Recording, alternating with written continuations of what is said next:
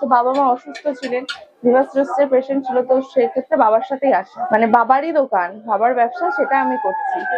আলাদা করে কিছু দিইনি। আমি যদি কলেজ না যাই তাহলে আমি দোকানে থাকি। প্রথম প্রথম তো আমাদের তো এরকম সেল ছিল না। প্রথমে শুরু করেছিল 2 কিলো আলু দিয়ে আর 1 কিলো ময়দা। তো 80 পিস কচুরি আমাদের এক বেলা, মানে ভোরবেলা থেকে বিকাল পর্যন্ত বসে থাকতো। ময়দা দিয়ে ভেতরে ভুট্টা ছাতু পুর দিয়ে তারপর বেলা হয়, কিন্তু হিং টিং দেওয়া হয় না। আজকে কিন্তু চলে এসেছি হাবড়া স্টেশনে সেই মৌদিদি কচুরির দোকানে। আর দেখতেই পাচ্ছ এটা হলো দোকানটা। 3-4 বছর ধরে এই দোকানটা চালাচ্ছে।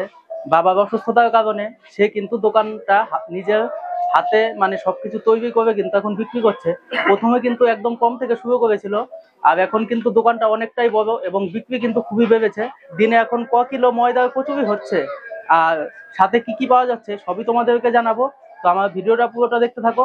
আমার ভিডিও যদি ভালো লাগে অবশ্যই একটা লাইক করে দেবে, কারণ বাঁচতে গেলে খেতে হবে, আর খেতে গেলে অনেক দিন বাঁচতে হবে। দিদি কেমন আছো? ভালো আছি, তোমরা ভালো আছো? হ্যাঁ ভালো আছি। 5 টাকা পিস, 2 পিস 10 টাকা। বলেন যে ঠিক। হ্যাঁ, আমাদের তরকারি একই। আচ্ছা, একই রকমই হয় তাই তো? প্রত্যেক দিনই? প্রত্যেক। আমার নাম মৌমিতা। আচ্ছা, আর তোমার বয়সটা কত? আমার 22 বছর। 22 বছর। দোকান কখন খুলেছে? দোকান তোমার 7টা থেকে খোলা হয়, মানে ভোরবেলা সবাই 5:30-5টার সময় চলে আসে, কিন্তু কচুরি তোমার শুরু হয় 7টা থেকে। কারণ ওরা এসে তরকারি টরকারি বানায়, সবকিছু রেডি করতে 1.5-2 ঘন্টা লেগে যায়। এই যে জল আর দুটো এই নেন 5 টাকা। কচুরি ছাড়াও কি আর কিছু পাওয়া যাচ্ছে এখন, না শুধু কচুরি? না না গো, কচুরি শুধু কচুরি হতো প্রথম থেকে। হ্যাঁ, আলুর খোসা ছাড়ানো হয় না, এটা অনেকে বলে। আলুর খোসা ছাড়ানো হয় কেন? আলু তো এই 1 গামলা করে তরকারি করা হয় আর গ্যাসে করা হয়। তোমাকে 3টে দিয়ে দিয়েছি, দাও আমার কাছে দাও। ভুল করে দিয়ে দিয়েছি কথা বলতে বলতে। 3টে করে 4 জায়গায়। তো যদি আলুর খোসা ছাড়ানো হয় তাহলে আলুটা পুরো গলে যাবে। প্রচন্ড হিটে করা হয় তো, হ্যাঁ, এর জন্য আলুর খোসাটা। এর আগে অনেকে বলেছে তাই তো, মানে হ্যাঁ, না, অনেকে বলে কমেন্ট করেছে যে খোসা কেন ছাড়ানো হয় না, এই কারণেই হয় না। মানে আলুটা তাহলে বোঝা যাবে না তাই তো? হ্যাঁ, পুরো একদম গলে যাবে, পুরো একেবারে গোটা আলু আর থাকবে না। এই যে কচুরিটা বানাও, এটা কি শুধু ময়দা দিয়েই বানানো হয়? না, ময়দা থাকে আর ভেতরে ভুট্টা ছাতু দেওয়া থাকে। ময়দা দিয়ে ভেতরে ভুট্টা ছাতু পুর দিয়ে তারপর বেলা হয়, কিন্তু হিং টিং দেওয়া হয় না। তাহলে তুমি প্রায় 19 থেকে দোকান চালাচ্ছ তাই তো? হ্যাঁ, একদম 19 থেকে। 3টে করে 4 জায়গায়। প্রথম প্রথম যখন আসতে তখন একটু অসুবিধা হতো না? না, প্রথম প্রথম তো আমাদের তো এরকম সেল ছিল না। তখন তো বাবা প্রথমে শুরু করেছিল 2 কিলো আলু দিয়ে আর 1 কিলো ময়দা। 1 কিলো ময়দাতে তোমার কত হবে? 70-80 পিস কচুরি হবে। তো 80 পিস কচুরি আমাদের এক বেলা, মানে ভোরবেলা থেকে বিকাল পর্যন্ত বসে থাকতো। তখনও বিকাল পর্যন্ত কি খোলা থাকতো? হ্যাঁ, প্রথম থেকে ভোরবেলা থেকে এক বেলা হতো, 2-3টে। তো তখন তো সমস্যা কিছু ছিল না, বাবা থাকতো, আমি, বাবার একটা বন্ধু ছিল নরেশ কাকু, 3জন মিলে। এখন তো আস্তে আস্তে দোকানে সেল বেড়েছে, সবার আশীর্বাদে ভালোবাসায়, সেই হিসাবে মানে আরো জেঠু আর ভাইরা ওরা দোকানে এসছে, তো এখন তো সবাই মিলেই করি, সমস্যা হয়। তুমি কি কোনো মানে এখানেই কি দোকান করার ইচ্ছা আছে নাকি কোনো আউটলেট? না, আরেকটা আউটলেট খোলার ইচ্ছা আছেও, কথাবার্তাও চলছে হাবড়ার মধ্যেই, খুব শীঘ্রই হয়তো সেটাও ওপেন হবে।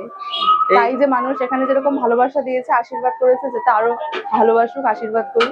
কাছাকাছি কি এখান থেকে, স্টেশন থেকে? হ্যাঁ, যদি করি হাবড়ার মধ্যেই করবো, কারণ আমার তো হাবড়াতেই বাড়ি। আর যদি কাছাকাছি না করা হয় তাহলে সমস্যা হয়ে যাবে, কারণ দূরে তো গিয়ে কোথাও করতে পারবো না, সেখানে আপ ডাউন যাতায়াতের ব্যাপার থাকে।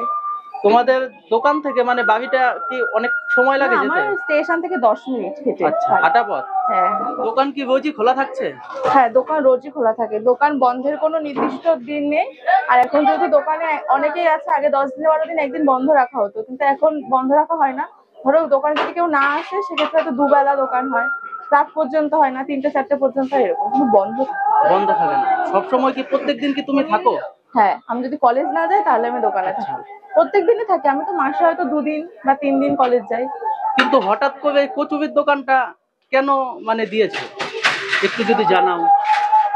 কচুরির দোকান দিইনি, মানে দোকান আমাদের একসাথেই ছিল, বাবার আর জেঠুর।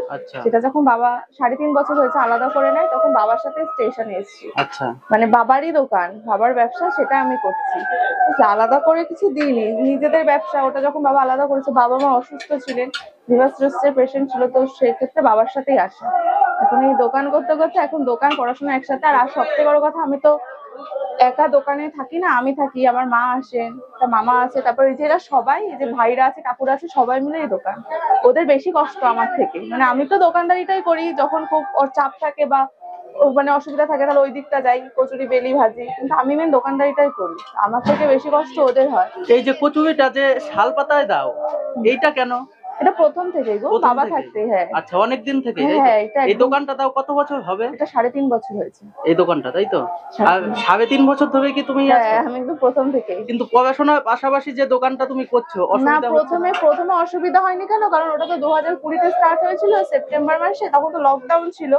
লকডাউনের পর কলেজ বন্ধ ছিল, এর জন্য অনলাইনেই হতো। আর আমি আগেই বলছি যে বিধাননগর গভর্নমেন্ট কলেজ থেকে পড়েছিলাম, তো ওখানে স্যার ম্যামরা আমাকে খুব হেল্প করেছে, যেহেতু আমি সকালবেলা দোকানে আসতাম, ক্লাস করতে পারতাম না, ওরা পরে আমাকে নোট দিয়ে দিত। তখন তো একবেলা হতো, 5টার সময় দোকানে আসতাম বাবার সাথে, 20 টাকা, আর হচ্ছে তোমার 3টে-4টের মধ্যে বন্ধ করে চলে যেতাম। তো প্রথমে অসুবিধা হয়নি, তারপর যখন কলেজ খুললো, মানে আমি মাস্টার্স যখন ফার্স্ট ইয়ারে পড়লাম, তখন থেকে তো মাই আসে, তার আগে থেকেই মা এসছে, মানে সবাই মিলে করি তো সমস্যা হয় না। তুমি তাহলে দোকানে কখন আসো?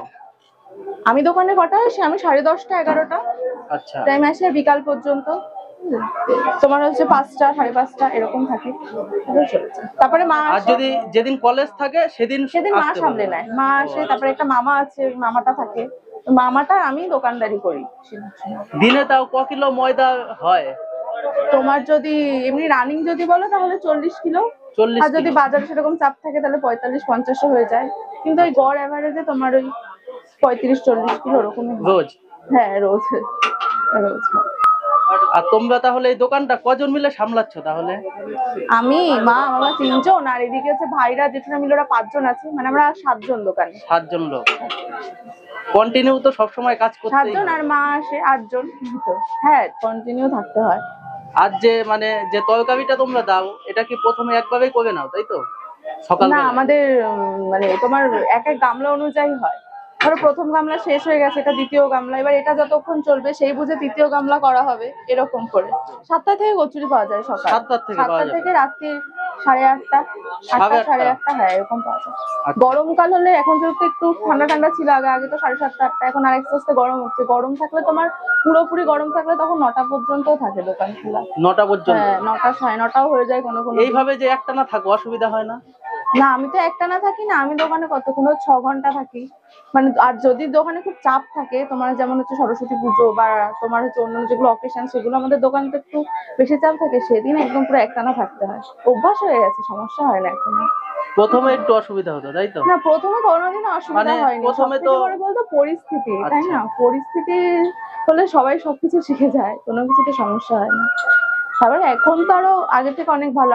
আগে যেমন ভোরবেলা আসতে হতো স্টেশনে 5টার সময় বাবার সাথে, এখন তো সে ভোরবেলাটা আসতে হয় না, এখন তো ভোরের দিকটা ওরাই সামলে নেয়, আমি 10:30, 11টায় আসি। দিদি আছে হাবড়া স্টেশনে, ওই দিদির দোকানেও কিন্তু এটা কচুরি, এটা খেয়ে নিয়ে দেখি যে কেমন লাগে খেতে। এখানে কিন্তু মেনলি যে আলুর দমটা, এটা কিন্তু খোসা ছাড়ানো হয় না, যে আলু যাতে গলে না যায় তার জন্যই কিন্তু এরকম আলু খোসাটা ছাড়ানো হয় না। টেস্ট করে দেখি যে কেমন।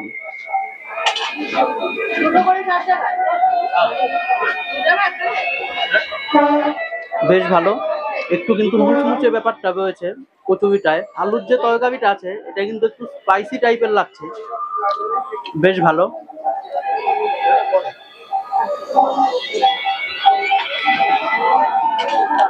এখন কিন্তু মানে 10 টাকায় 2 পিস কচুরি দিচ্ছে এই দোকানটায়।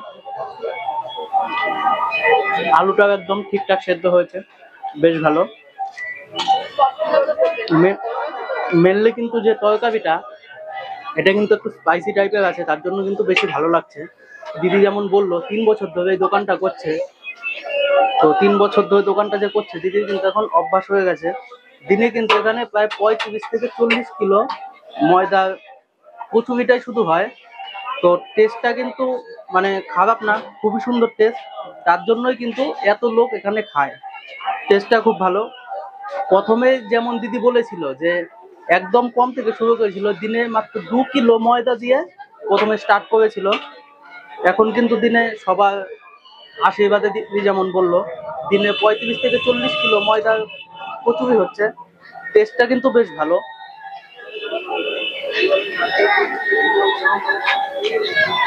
আর মেনলি কিন্তু এখানে যে কচুরিটা সার্ভ করা হয় শাল পাতায় কিন্তু সার্ভ করা হয়। কচুরি যেমনটা হয় এটা কিন্তু মানে এই ছাতু দেওয়া হয় দেখে এর জন্য কিন্তু টেস্টটা একটু আলাদা রকম, বেশ ভালো খেতে। তোমরা যদি এই হাবড়া স্টেশনে আসো তবে অবশ্যই কিন্তু এই কচুরিটা একবার ট্রাই করে যেতে পারো। টেস্টটা কিন্তু অসাধারণ, বেশ ভালো খেতে।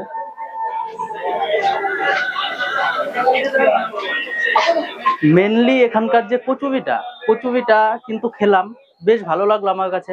এখানে কিন্তু কচুরিতে মানে ময়দার সাথে আর ছাতু মেশানো হয়, ওর জন্য কিন্তু কচুরিটা আরো বেশ টেস্টি লাগলো।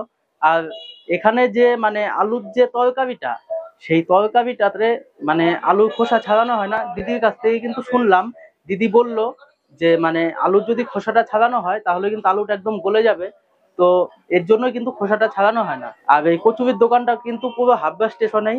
আর কচুরিটা কিন্তু খেলাম, বেশ কিন্তু ভালো লাগলো। আর তোমরা যদি এই হাবড়া স্টেশনে আসো অবশ্যই একবার এই কচুরিটা ট্রাই করবে।